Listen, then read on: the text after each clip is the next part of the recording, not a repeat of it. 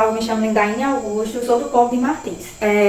Dando continuidade ao que os meus colegas estavam falando sobre o jogo na educação infantil e sobre o brincar na educação infantil, mediante os textos que a gente vem estudando e sobre a minha trajetória de vida acadêmica, o brincar ele é essencial na vida da criança. O autor do texto Kishimoto nos mostra como o ato de brincar não é apenas uma atividade lúdica, mas sim uma forma de aprendizado fundamental para o desenvolvimento integral das crianças. Veja o quanto é importante. Que texto rico que a gente pôde ler.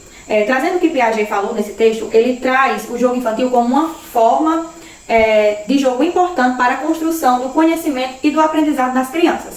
Ele vê o jogo como uma atividade essencial, onde faz com que as crianças assimilem e acomodem novas informações. Trago aqui 3 tipos de jogo que Piaget nos mostra. Por exemplo, o jogo para ele é uma ação de forma simbólica, na qual as crianças representam situações da vida real ao longo de sua trajetória.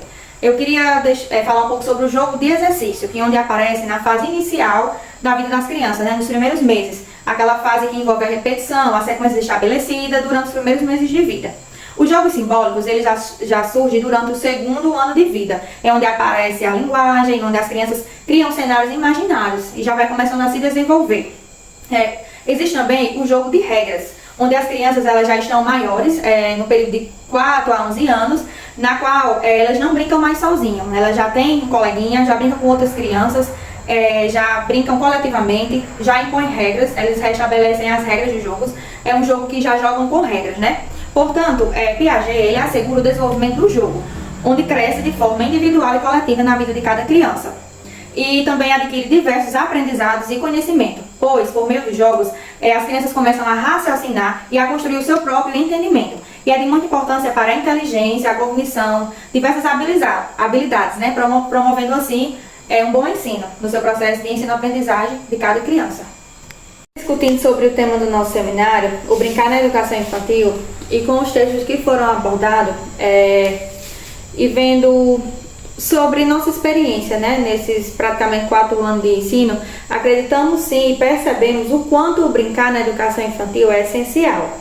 O brincar e o jogo, eles são as bases para o desenvolvimento de imaginação. É brincando que se aprende, e eu concordo com essa frase, pois por meio da brincadeira, as crianças elas crescem, imaginam, brincam, se divertem, compreendem, imaginam, a brincadeira faz de conta é algo que é surpreendente, né?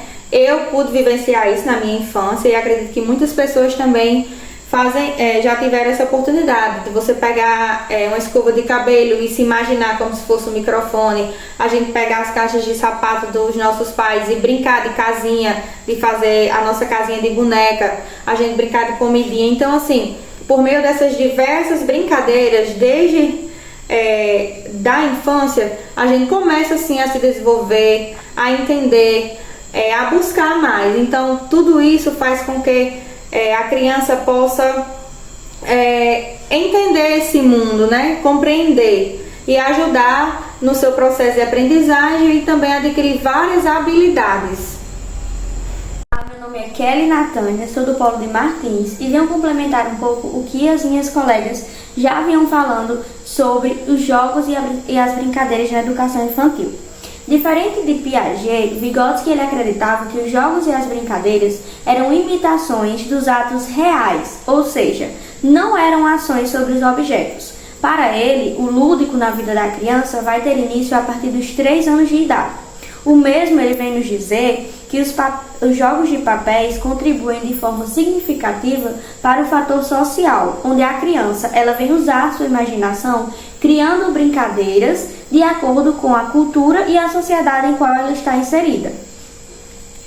Vygotsky acredita que a noção central da criança desenvolve uma zona de desenvolvimento proximal. Essa zona de desenvolvimento proximal, ela nada mais é do que quando uma criança consegue resolver ou solucionar um problema sem a supervisão ou ajuda de um adulto ou responsável. E acredita também na zona de desenvolvimento potencial, que é quando a criança ela necessita dessa ajuda para resolver questões ou problemas, ela vai precisar da ajuda de um adulto. Vygotsky ele vem deixar claro a importância da brincadeira, que é importante essa atividade na vida da criança, pois ela faz com que as mesmas elas criem o seu desenvolvimento proximal e acreditem no seu potencial, aprendam as regras da sociedade, usem a sua imaginação, sendo assim elas conseguem se expressar e entender a sociedade em que vivem. Assim como minhas colegas trouxeram sua contribuição, né, falando, né, dos autores como Vygotsky, Piaget, Vallon, eu vou trazer um pouco do meu entendimento, né, segundo Brunet, né, ele fala sobre, enfatiza, né, a importância da interação da criança, do bebezinho com a mãe.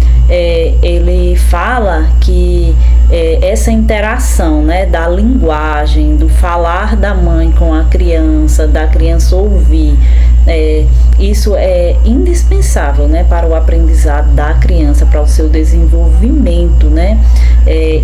Eu até grifei aqui uma pequena trecho do que a gente leu, né, estudou lá no material didático, né, que Brunet demonstra que a brincadeira do bebê em parceria com a mãe auxilia a aquisição da linguagem, a compreensão de regras e colabora com o seu desenvolvimento cognitivo, né? Para ele, não é só os jogos de exercícios funcionais, né, de brincadeiras, né, que auxiliam, que ajuda no desenvolvimento, né, da criança, mas é muito importante, né, essa interação desde o bebezinho, né, dos seus primeiros meses de vida com a mãe. É bem interessante, né, essa perspectiva desse autor. Henri Vallon foi um psicólogo francês que criou uma teoria sobre o desenvolvimento infantil e destacou as interações sociais e emocionais. Ele também estudou os jogos infantis.